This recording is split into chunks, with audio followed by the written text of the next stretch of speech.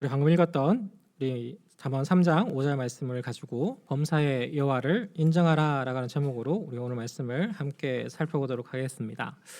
우리 옆에 있는 우리 성도님들한테 우리 서로 이렇게 한번 인사해 봅시다. 복 많이 받으세요라고요.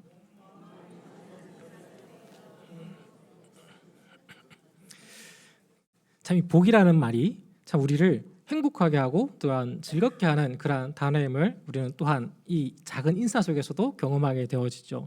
혹시 복 많이 받으세요라고 인사하는데 혹시 화내면서 인사하시는 분 보신 적이 있으십니까? 힉! 한다 복 많이 받으라 그런 경우는 없을 것 같습니다. 그렇죠? 그런 만큼 이 복이라고 하는 것은 우리 한국 사람들한테 있어서는 굉장히 우리에게 즐거움을 주고 또 평안함을 주고 또 만족감을 주는 그러한 단어가 아닐까 그렇게 생각을 해봅니다. 지금 우리가 살고 있는 지금 시대에는 좀 잘 사용하지 않지만 이전의 삶을 보면 그렇게 멀지 않은 시간이거든요. 예전에는 보면 우리 한국 사람들은 복을 먹고 마시고 입고 덮고 베고 삶을 살았죠. 네, 그런 족속입니다. 그 일반적인 이 복을 그냥 안다라는 수준을 넘어서서 복을 정말 사랑하고 즐거워하는 그러한 백성인데 오늘 성경에서는요 우리에게 하늘로부터 시작되어지는 진정한 복을 누리는 방법, 그 방법을 우리에게 면밀하게 가르쳐 주고 있음을 우리는 또한 보게 되어집니다. 단순한 그냥 물질적인 풍요, 건강, 성공 이런 정도의 수준이 아니라 그 이상의 것이 우리에게 허락되어지는 방법이 어떻게 시작되어지는지를 성경은 우리에게 하나하나 말씀을 통해서 알려주고 있음을 우리는 보게 됩니다.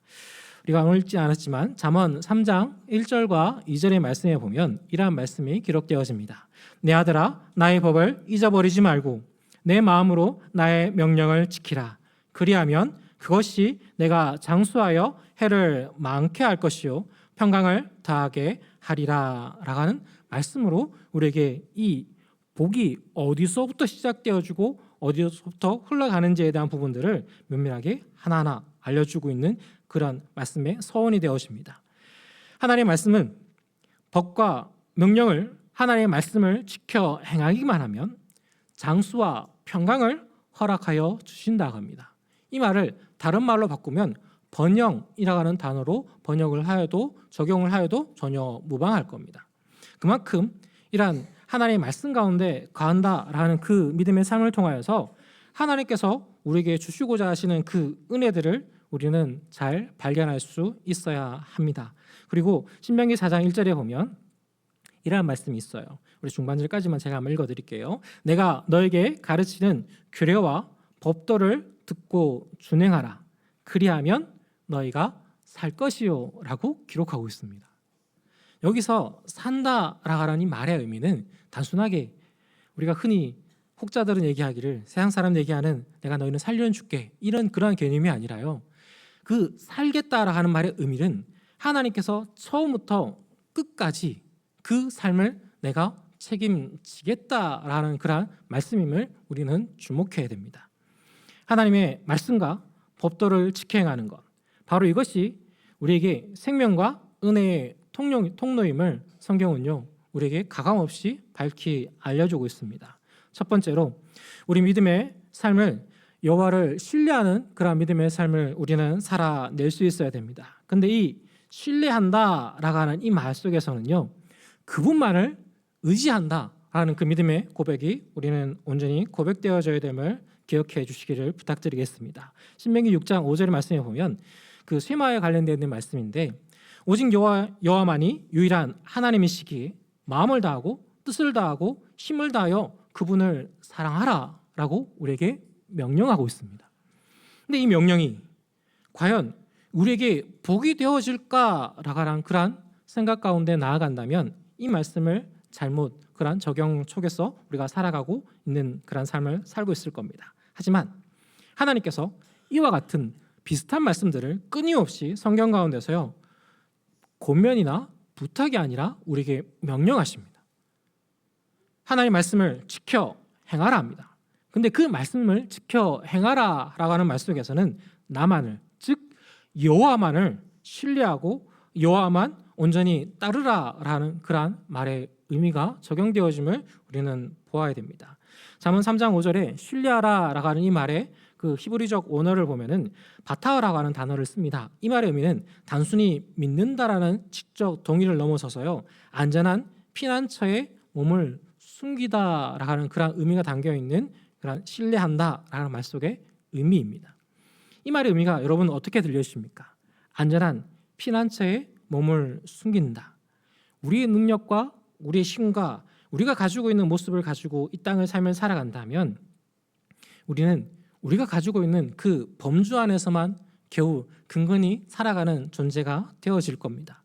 하지만 하나님이 유일하신 우리 주 여호와 하나님이시며 하나님 앞에 나의 삶을 피난처로 삼고 주님 앞에 나의 삶을 의탁하는 그런 영광의 삶을 살아낸다면 과연 우리의 삶의 결과는 어떤 결과들을 만들어가기 시작할까요? 예수님께서도 신명기와 레위기 말씀을 인용하여서 하나님을 사랑하고 이웃을 사랑하는 것이 모든 율법의 핵심적인 말씀임을 우리에게 강력히 증거하고 계십니다.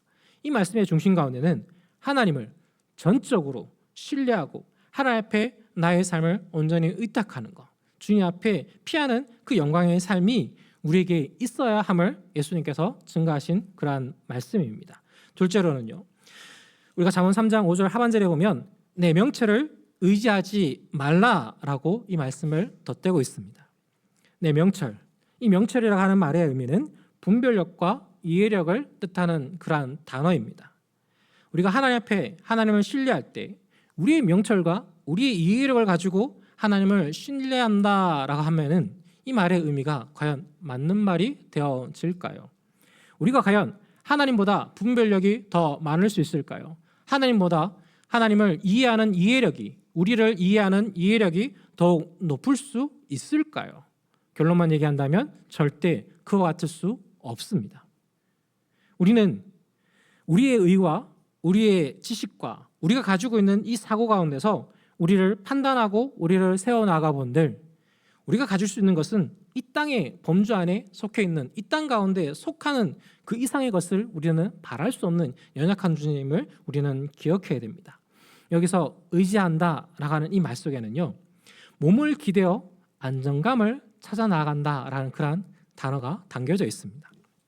즉 자신의 지혜에 기대어 스스로의 삶을 안정시키는 그러한 교만한 모습이 아니라 하나님 앞에 온전한 명철을 가지고 하나님 앞에 의탁함으로 하나님만 바라보고 하나님만에 의지하는 그 믿음의 삶을 통하여서 승리하는 그 영광의 삶이 바로 우리 성도의 삶이 되어져야 됨을 하나님께서는 우리에게 말씀하고 있다는 겁니다.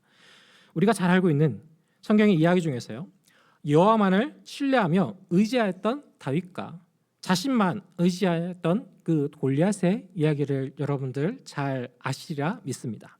배경 설명은 다 자치하고요. 사울왕의 군대와 이 거인 골리앗과의 이 싸움은, 블레셋과의 이 싸움은 단순한 싸움이 아니었습니다. 블레셋의 장수였던 골리앗이 사울왕의 군대를 어떻게 합니까? 비방하죠. 저주합니다.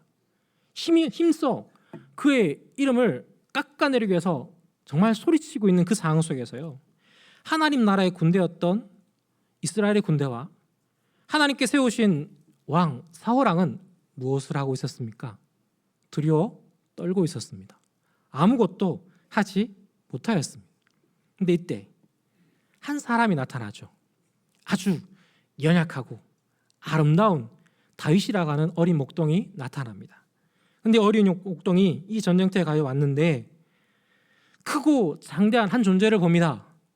그리고 그 존재를 바라보면서 그가 무슨 생각을 합니까? 성경 속에서 그대로 언급되어지죠.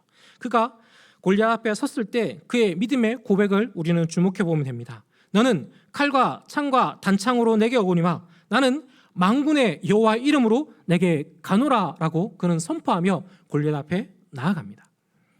근데 이 싸움에, 이 믿음의 고백 가운데 우리가 먼저 보아야 될 것은 단순하게 이스라엘과 골리앗의 이 싸움이 아니라 자신만을 의지하고 있었던 이 골리앗이 하나님의 백성 가운데 하나님 말씀만을 바라보고 승리해야 될 이 이스라엘이 침묵하고 있는 이 말도 안 되는 상황을 우리는 먼저 보아야 됩니다. 이스라엘이라면, 하나님의 백성이라면, 하나님의 군대라면 그들은 먼저 하나님 앞에 무릎 꿇어야죠. 그리고 우리가 할 수 없음을 고백하며 하나님 어찌해야 됩니까? 라고 묻고 하나님 원하시는 그 방향성대로 나아간다면 분명히 승리할 수 있는데 그들은요, 두려워 떨며 아무것도 하지 않았다는 겁니다. 하지만 그 자리에 왔던, 하나님만을 의지하였던, 하나님께 주신 그 명체를 의지하여서 하나님을 바라보았던 그 다윗은 하나님의 말씀을 의지하여서 하나님께 허락하시는 그 은혜를 의지하여 그 골리앗 앞에 나가게 됩니다. 그리고 그가 평상시 잘 다뤘던 이 물맷돌을 가지고요, 작은 죄악돌을 하나 들어 그에게 힘차게 던지죠. 그랬더니 그 다음 결과 우리는 너무나 잘 알고 있습니다. 어떤 일이 벌어졌습니까? 골리앗이 쓰러지죠. 근데 당시에 골리앗이 입었던 그 갑옷은 온몸을 머리끝부터 발끝까지 철저히 감쌌던 금속으로 되어졌던 그런 갑옷을 입고 있었습니다. 유일하게 열려있던 것이 눈과 미관이었습니다. 근데 그 열려있던 그 공간, 즉 미간 사이를 정확하게 그 돌이 다다랐어요. 그런데 그 아이가, 청소년이 얼마나 힘이 좋기에, 얼마나 기골이 장대하기에 그와 같은 역사를 이루어내었을까요? 그의 힘이 아니었습니다. 그의 믿음의 고백으로 나아갔던, 바로 만군의 주 여호와 하나님의 이름으로 나아갔던 그 믿음의 고백 가운데 하나님이 역사하심에 그와 같은 놀라운 은혜가 베풀어졌습니다. 하나님의 승리였습니다. 사람의 힘, 사람의 능, 사람의 이해가 아니라 하나님의 일하심과 하나님의 역사와 하나님의 돌보심 가운데 벌어졌던 놀라운 은혜의 사건이 바로 이 다윗과 골리앗의 사건 가운데 놓여져 있는 이야기입니다. 이 은혜는 과연 다윗만 누릴 수 있는 그러한 은혜일까요? 성경은 우리에게 그렇게 얘기하지 않습니다. 이 특권은 우리도 동일하게 누릴 수 있는 특권임을 하나님께서 우리에게 말씀을 통하여 전하고 있습니다. 칼빈은 그의 신학사상 가운데서 언급하는 것처럼 인간은 전적으로 타락하였기에 하나님 앞에 나아갈 수 없는, 스스로 구원을 이룰 수 없는 연약한 존재임을 끊임없이 고백합니다. 왜 그는 이러한 믿음의 고백을 우리에게 끊임없이 알려주고 있을까요? 바로 하나님께서 허락하신 그 믿음조차 나의 의가 아니라는 겁니다.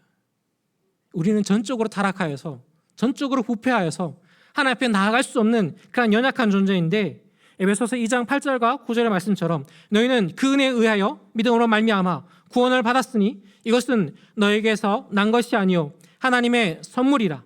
행위에서 난 것이 아니니 이는 누구든지 자랑하지 못하게 함이라 라는 말씀과 같이요, 바로 하나님이 우리에게 허락하시는 선물임을 그들은 우리에게 밝히 알려주고 있습니다.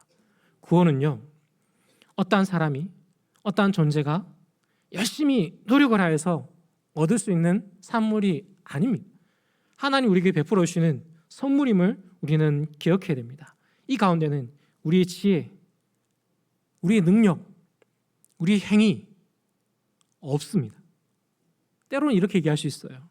내가 하나님의 말씀을 보았는데요, 내가 하나님의 말씀을 들었는데요, 내가 하나님 앞에 나와 찬양하며 경배하였는데요, 그 힘을, 그 능력을, 그 은혜를 누가 베풀었습니까?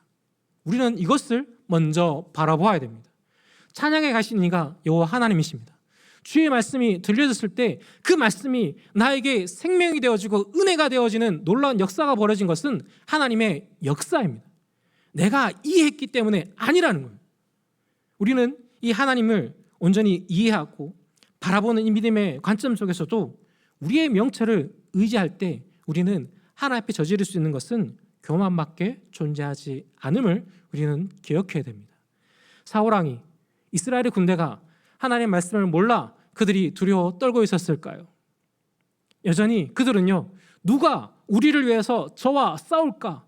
누가 우리를 위해서, 자신의 생각 가운데서 그들은 머물러 있었기에 그 일을 타개할 수가 없었습니다.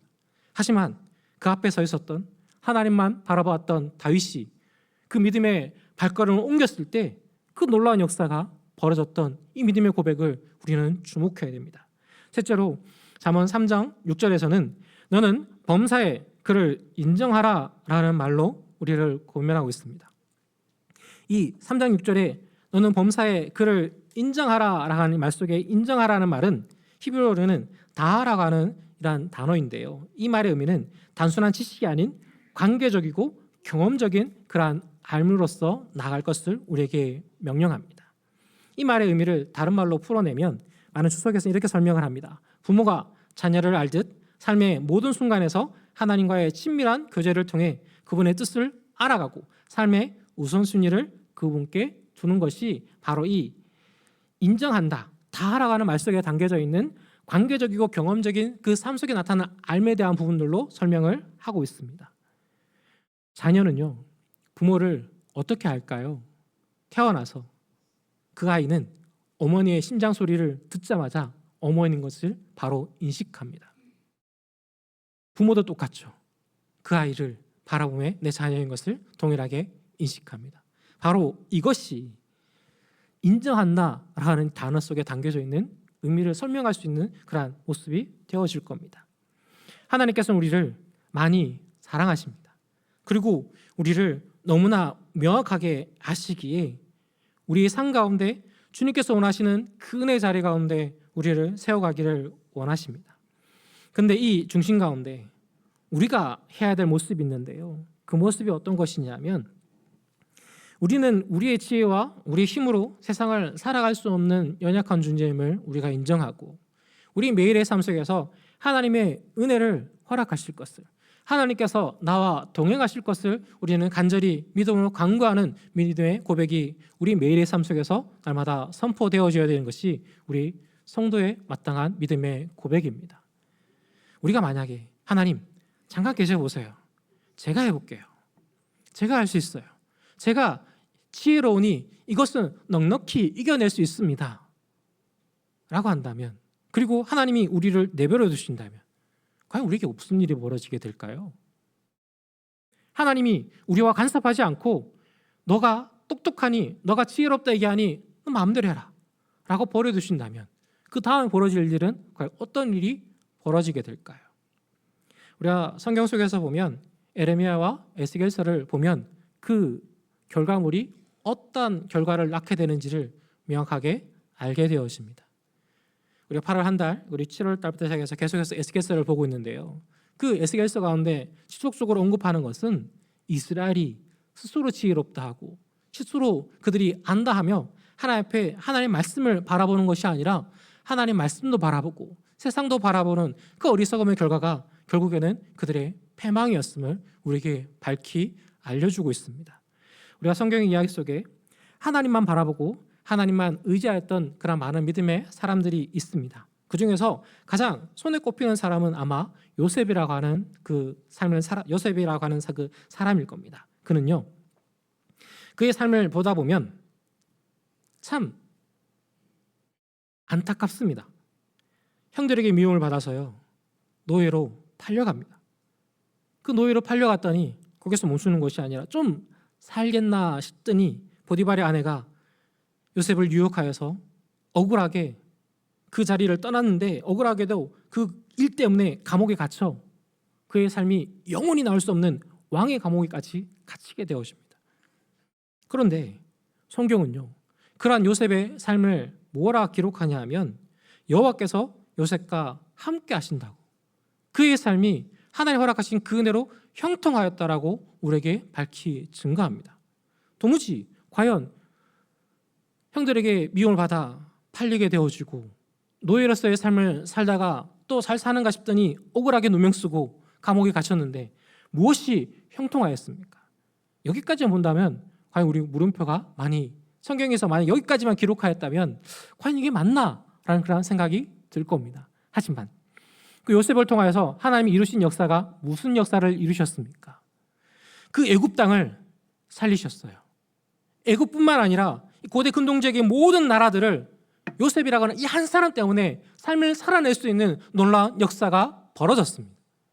그가 가지고 있는 지혜로, 하나님 허락하신 그 지혜로 말미암아 그를 높이셔서 그가 가지고 있는 능력으로 그 일들을 행하였을 때 열국이 생명을 얻는 놀라운 역사가 벌어졌죠. 그리고 그의 눈앞에 드디어 힘을 가졌을 때 그를 괴롭혔던 사람들이 나타났습니다. 형제들도 나타나고요, 보디발의 그 아내들도 있었죠. 근데 요셉의 삶을 보면 누구 하나 해하지 않는 그 모습을 우리는 보게 됩니다. 과연 이것이 요셉의 명철이었을까요? 요셉의 이해력 가지고 이와 같은 일들을 행할 수 있었을까요? 그가 가지고 있었던 지혜로 이와 같은 일들을 행할 수 있었을까요? 결론만 얘기한다면 불가능한 일이었습니다. 하지만 그의 믿음의 고백 속에서 언급하는 것처럼 하나님이 나를 이 자리 가운데 세우셔서 이 자리 가운데 먼저 보내서 나를 살게 하고 형제들을 살게 하고 이 나라를 살게 하였습니다. 하나님께서 이 모든 일들을 행하셨습니다. 라는 그의 믿음의 고백을 우리는 집중해야 됩니다. 하나님이 그의 삶을 간섭하셨을 때 그는 그의 삶 가운데 하나님의 영광을 나타내고 하나님의 은혜를 세상 가운데 밝히 흘려 보냈습니다. 그의 평생의 삶은 자신의 억울한 상황 가운데 갇혀 있었던 그런 삶이 아니라 언제나 여호와 하나님을 인정하고 하나님이 나의 삶 가운데 개입하시며 하나님이 나를 인도하고 계심을 그는 평생의 삶 가운데 끊임없이 고백하였던 믿음의 사람이 바로 이 요셉이라고 하는 믿음의 삶의 모습을 우리에게 보여주고 있습니다. 성도 여러분, 요셉의 삶 속에서 우리가 과연 무엇을 배워야 될까요? 조금만 참으면 된단다, 이거 배워야 될까요? 아니요. 범사에 여호와를 인정하는 그 믿음의 삶을 우리는 배워야 됩니다. 그 믿음의 중간 가운데는, 그 삶 중심에는 우리의 교만을 버리고 오직 하나님의 주권 가운데 온전히 순종하는 그 영광의 삶이 가장 지혜롭고 능한 삶임을 우리는 항상 기억해야 됩니다. 청교도 시당에서는 하나님을 경외하고 사랑하는 삶을 전적인 헌신, 즉 성화의 가정으로 우리에게 소개하고 있습니다. 성화의 가정은 단번에 일어나는 그러한 사건이 아님을 우리는 잘 알고 있죠.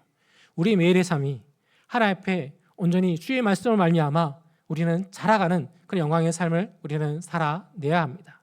한 번에 바꿔진다면 얼마나 좋을까요? 근데 성경에 있는 많은 사람들을 보다 보면 참 쉽지 않죠. 믿음의 우리 아버지, 믿음의 조상 아브라함은 몇 년에 걸쳐서 하나님 앞에 믿음을 인정받았을까요? 100세에 그 이름이 바뀌었습니다. 아브라함으로.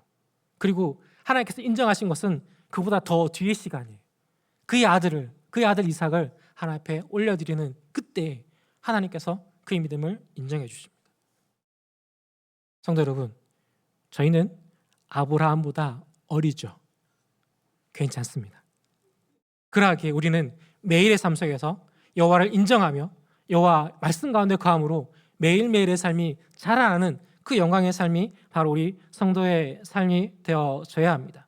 믿음은 고백에서 그치는 것이 아니라 삶의 모든 영역, 즉 제약과 타협하지 않고 하나님만을 기쁘시게 하는 그 끊임없는 믿음의 진보 가운데 우리의 삶을 세워나가는 것이 바로 우리 성도의 삶이 되어져야 합니다. 인간의 제일 되는 목적에 대해서 소요리 문답에서는 이렇게 얘기합니다. 인간의 제일 되는 목적이 무엇이냐라고 물었을 때 인간의 제일 되는 목적은 하나님을 영화롭게 하고 영원토록 그를 즐거워하는 것이다 라고 고백합니다. 그를 영화롭게 한다는 것, 우리는 하나님을 영화롭게 할 수 있는 존재가 아닙니다.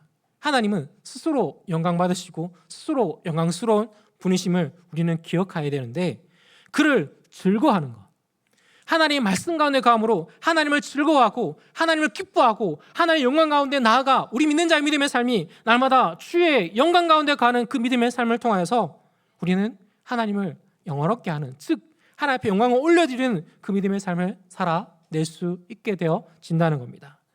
우리가 가지고 있는 지식, 우리가 가지고 있는 능력, 우리가 가지고 있는 능으로는 도무지 이와 같은 일들을 이룰 수 없으나 하나님 앞에 나아가 믿음으로 고백하며 주의 말씀만을 온전히 의지하는 그 영광의 삶을 통하여서 세상 가운데 여호와를 즐거워하는 그 믿음의 삶을 살아갈 때 우리는 하나님의 기쁨으로, 하나님의 즐거움으로 하나님 앞에 영광이 되어지는 그 능력의 삶이 바로 우리 성도의 삶이 되어진다는 겁니다.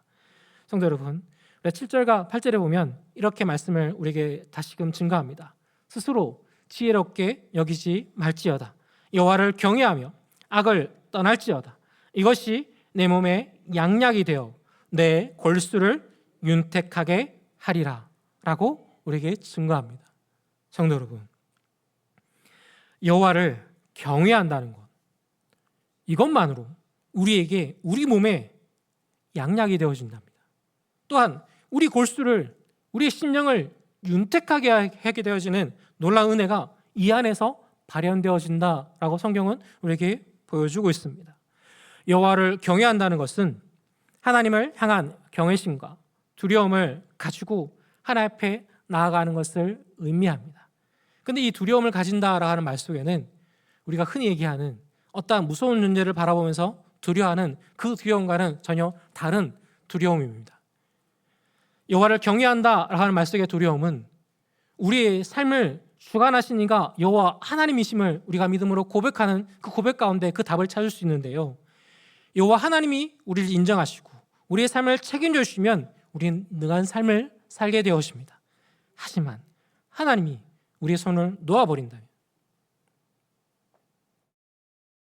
바로 우리는 여기서 여호와 앞에 두려워한다라는 그 말의 의미들을 찾아 나가야 됩니다. 하나님은 우리를 언제까지 책임져 주실까요? 우리 예수님께서 말씀하셨잖아요. 세상 끝날까지, 그리고 주님의 존전 앞에 서는 그날까지, 아니 그 이후로도 계속하여서 우리와 함께 하신다 합니다. 주의 말씀 안에 거하는 자, 주님을 의지하는 자, 주님을 경배하며 주님을 높이는 자에게 바로 이와 같은 은혜를 하나님께서 우리에게 허락해 주신다 합니다. 그러하기에 우리는 하나님을 기쁘시게 하기 위해서 죄악 가운데 떠나는 그 영광의 삶이 바로 우리 성도의 삶이 되어져야 한다는 겁니다. 마지막으로요, 우리 9절과 10절에서는 이렇게 말씀을 전하고 있습니다. 우리 함께 한번 읽어볼까요? 9절 10절 말씀을 같이 읽겠습니다. 시작. 내 재물과 내 소산물의 처음 익은 열매로 여호와를 공경하라. 그리하면 내 창고가 가득히 차고 내 포도주 틀에 새 포도즙이 넘치리라. 아멘. 하나님께서요, 우리에게 요구하시는 것은 우리가 드릴 수 있는 예물, 그걸 요구하시는 것이 아닙니다. 여호와를 온전히 인정하고 여호와를 경외하며 여호와 앞에 나아가 우리 믿는 자의 믿음의 삶을 주님의 뜻 가운데 의탁하는 그 영광의 삶을 하나님께서 원하시는 겁니다. 과연 우리가 얼마만큼의 예물을 드리고 얼마만큼의 귀한 것을 드리면 하나님이 즐거워하고 기쁨을 받으실까요? 그것이 아닙니다. 예수님도 그 과부의 그 연약한 그 작은 동전 하나를, 동전 두 입을 주님께서 기뻐 받으셨다라고, 가장 즐거워 받으셨다라고 우리에게 말씀을 통해서 알려주고 있죠. 겉모습이 아닙니다. 우리의 믿음의 고백입니다. 우리가 그러한 믿음의 자세로 주님 앞에 나아가 하나님을 온전히 신뢰하고 온전히 주님만 바라보고 주님을 경외하는 믿음의 삶을 살아낼 때 우리는 바로 그와 같은 영광의 상 가운데 거하게 되어진다는 겁니다. 바로 이와 같은 믿음의 고백이 하나님 앞에 나아가 올려드리는 공경의 모습입니다. 성도 여러분, 우리의 힘, 우리의 능이 아님을 참 우리는 많은 설교를 통해서, 많은 말씀을 통해서 또한 듣고 배웁니다. 이미 알고 있죠. 참 하나님만을 인정한다는 거 쉽지 않습니다. 성도 여러분, 내가 하는 게 아니고요, 내 안에 성령님께서 그와 같은 역사를 이루어 주십니다. 내가 능한 것이 아니라 내 안에 역사하시는 여호와 하나님이 우리를 능하게 인도하십니다. 그 하나님 앞에 우리의 삶을 의탁하십시오. 그리고 그 하나님 앞에 고백하십시오. 그분만으로 내가 만족함을 누림으로, 그분만으로 말미암아 이 땅의 삶을 살아낼 수 있는 은혜가 나에게 허락되어집니다. 날마다 감사하고 경배하며 주님께만 영광 올려드릴 수 있는 그 귀한 믿음의 고백이 우리 모든 성도의 삶 가운데 넘쳐나기를 축복합니다. 이 영광의 삶이 다른 이의 삶이 아니라 우리의 삶이 되어져 또 우리 다음 대를 이어서 대대손손 이어나가는 우리 모든 대구 동성교회 성도들이 되시기를 다시금 축복합니다. 아멘. 자, 우리 함께 찬양하겠습니다. 자, 우리 은혜라고 하는 찬양인데요, 이 가사를 우리 믿음의 고백을 담아 함께 찬양드리겠습니다.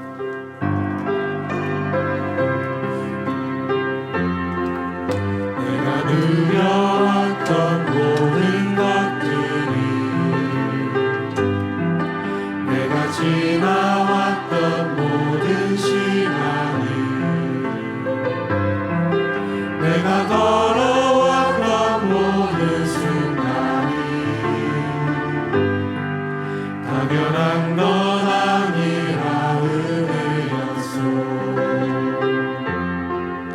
아침 해가 뜨고 저녁에 노을 봄의 꽃향기와 가을의 열매 변하는 계절의 모든 순간이 당연한 것 아니라 은혜였소.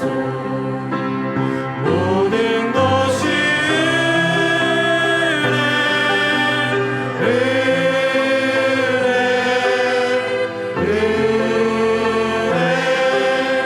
하나님 은혜 내 삶에 당연한 것 하나도 없었던 것이 모든 것이 은혜였소. 내가 이 땅에 태어나 내가 이 땅에 태어나 사는 것 어린아이 시절과 지금까지 숨을 쉬며 살며 꿈을 꾸는 삶 당연한 것 아니라 은혜였소. 내가 하나님의 자녀로 살며 오늘 찬양하고 예배하는 삶 복음을 전할 수 있는 축복이 당연한 것 아니라 은혜였소. 모든 것이